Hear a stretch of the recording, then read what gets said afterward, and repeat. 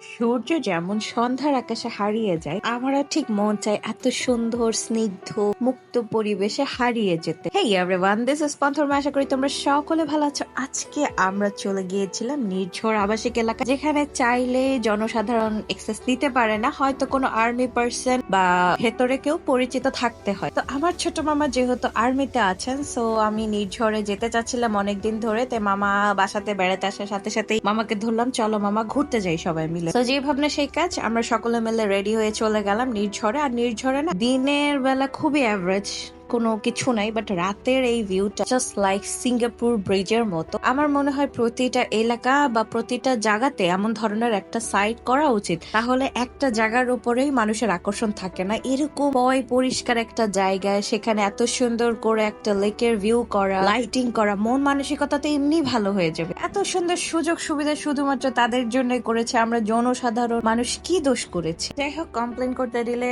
করা শেষ হবে না, ইচ্ছে ভালো বরং এনভায়রনমেন্টটা এনজয় করে ব্লগস এর কিছু ছোট ছোট মোমেন্টস তোমাদের সাথে শেয়ার করি। শুরুতে আমরা সকলে মিলে রওনা করে দিলাম নির্ঝরের উদ্দেশ্যে। যেহেতু ফ্রাইডে ছিল, খুব আহামরি জ্যাম ছিল না, পৌঁছতে খুব বেগ পেতে হলো না। পৌঁছে গেলাম। পৌঁছানোর পরে নেমে ওখানে শুরুতে দেখলাম যে ছোট ছোট বাচ্চারা খেলা করছিল, এন্ড সুন্দর একটা লেক ভিউ। আর লাইটিং দেখে তো সহ্য হচ্ছিল না যে কতক্ষণ ওই ব্রিজের উপরে উঠবো, সেই ফিলিং আসছিল। আর সাই শান্ত মাশাআল্লাহ এই টাইপের জায়গা, খোলা মাঠ, লাইটিং খুবই পছন্দ করে। আর এই টাইপের একটা সুন্দর এনভায়রনমেন্টে পাশে পানি বয়ে যাচ্ছে, আর তুমি সুন্দর করে জায়গাটাতে দাঁড়িয়ে আছো, এনভায়রনমেন্ট এনজয় করছো, তোমার নিজের কেমন লাগবে বলো? সো আমারও সেরকম একটা ফিল হচ্ছিল।